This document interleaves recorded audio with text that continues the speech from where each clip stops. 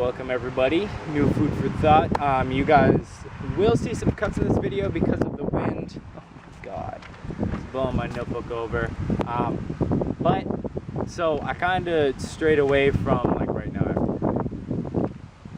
So I kind of got off topic or strayed away from the main objective of food for thought. What I wanted to do is be able to speak to you guys and kind of feel like I'm speaking with you, if that makes any sense, but engage in a conversation, kind of just blurt out what I know about fitness and just life in general, because that's really, I'm just trying to help people live a good life.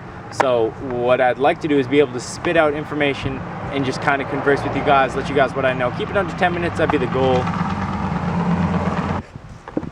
First off, I want to say this watch is so clean. It's MVMT. I already showed you guys the other day, but it's MVMT and then a gallon. My shoulders are so sore. See, that's right where I was having my pain. It's right here. And so when I work front delt, it like throws me off because it's so sore right there. Anyways, what am I talking about today? Today I'm kind of talking about genetics. It was brought to my attention the other day when I was hanging out with some of my friends. I'm going to try not to use my hands and try not to sway back and forth. I probably will though. And I'm just going to talk about basically my experience with genetics and how they play a role in how people might think and how you work out. So genetics, you hear a lot. It's like, wow, that person, like BBC genetics is a term that people use that's mostly for like people that compete and stuff. It's like it's impossible to win when you're going against some guy that has BBC genetics. So there's like half natty, which is supposedly you train for so long that people think you're on steroids, but you just train long, hard, smart. You've been doing it for so many years that you kind of look like you're taking something, but you might not be. And there's just stuff like that. So those are genetics.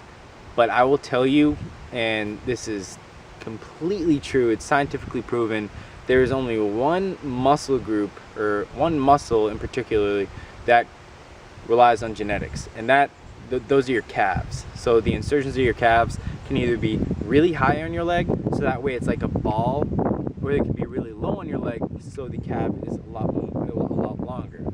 If you have longer calves, obviously they're going to be bigger, bulkier, they're going to be more noticeable than if you have a really small calf insertion. It's just going to be big and kind of square looking, ballish looking. So that is the only muscle group that genetics play a role in for the most part. So if you are someone that has a really bad calf insertion and it is really high, I'm sorry to tell you this, but you might have chicken legs your whole entire life. You might be one of the guys that you have an absolutely massive upper body, your quads are huge, ripping through your pants, but you have small calves, so you might be walking through the gym and people would be like, damn, do you even lift? I mean, it doesn't really look like it because you got shitty calf insertions. So, having genetics out of the way, basically, genetics don't affect anything besides your calves. If you have small calves, got 99 problems, but my calves ain't one. I feel bad for you, son. There's nothing you can do about that. Some people just get cursed with calves. Some people you see naturally, they have good calf insertions, they have nice legs, you can pick it out. It's literally very noticeable. You can pick it out like that. Someone has shitty calves, someone has good calves. That's the only thing that can affect genetics. So I mean, if you're a girl, if you're worried about genetics, like this person looks like this person looks like that, usually genetics don't play a role with you guys. I mean, it might differentiate in the weight loss department. Easier for some to lose weight, harder for others to lose weight, stronger midsection usually for girls than others, and then just naturally having a low body fat percentage. Those are the things that I've noticeably picked up with females. Obviously female athletes and females that train, just give me goosebumps. But with men, realistically guys, the only thing that differentiates us is our calves. Like some have really nice calves, some have really bad calves. Everything else, genetics don't really play a role in that. The two things that play a role in it, it's going to sound really fucking cheesy, but anybody that you ask about it, it's going to say the same exact thing. Your mindset, and then obviously your work ethic. So if you kind of think that you can look this certain way, and then you actually get into the gym, you go outside, you do whatever you want to do, and you actually do it, you can look like that. I mean, that's literally how it works. That's how it works for me, that's how it works for anybody else. If if you're like, oh shit, I'm just gonna half-ass everything because I'm never gonna look like that, then well, there you go. That's exactly what's gonna happen. That's honestly it for genetics, though. In my opinion, genetics don't play that big of a role. The only thing that plays a role in how fast you're gonna pick something up, the only thing that matters is that will play a slight role is if you're athletic versus if you're not athletic. If you're athletic, you already know how to move your body, you know how it feels when you're contracting a muscle, when you're doing a certain movement, as opposed to a non-athlete who's just, it's foreign, every single movement is foreign to them. They're gonna have a tougher time with the mind-muscle connection, which might, what's it called? Have a negative impact. Some of the shit I say just doesn't even make sense. Like, I don't even think. Bleh.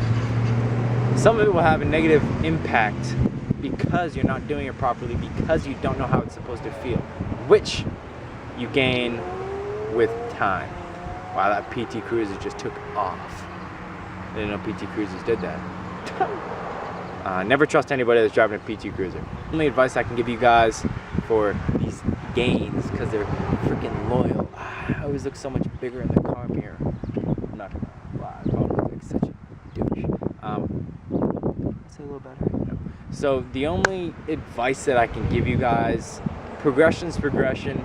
If you need some sort of motivation, go out and look for it. This is my motivation. The beautiful weather is my motivation. My family's my motivation. My girlfriend's my motivation. I'm my motivation. Being able to walk, think, talk, see, breathe, smell, that is my motivation. But progression is progression. Don't think about genetics when you're doing anything. All I'm really trying to do is, I don't even know if I want to label myself as like someone that's into fitness. I love fitness, that's my #1 priority, but I just want to help people develop the right mindset to achieve. And in order to achieve, you need to believe. And when you believe, then you can achieve. When you're achieving, fuck man, you're living it. You're living good, and that's what I'm trying to do. Slow steps. Right now my progression is mentally telling myself that I can do it. I'm doing it. And this is me doing it. It's coming out in videos to you guys. That's it. So I wanted to say that's genetics. That's ectomorph, mesomorph, endomorph. Explained, a little bit confusing, obviously, because I was nervous. So I'll just, if I did that terribly, I'll just recap it really quick. 3 types of body shapes, body types that genetics play a role in. Endomorph, big and bulky. Ectomorph, medium.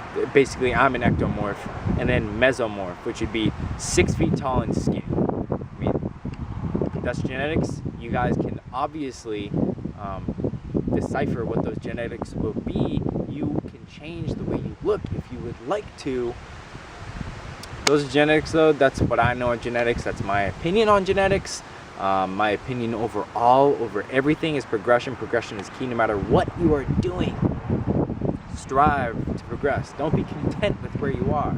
That's where society gets fucked up and stops moving, and then this is where progression comes into play. Progress with whatever you're trying to do. Don't be content with living where you are and trying not to express how you feel and who you are. That's when society gets weird, and that's where you have to draw the line. Don't follow society. Don't try to progress yourself to fit in with society. Progress yourself for how you feel. Listen to yourself. Like I said before, there's another being that's telling us to do stuff. That's where we get gut feelings. That's where our thoughts come from, our conscience. Follow it.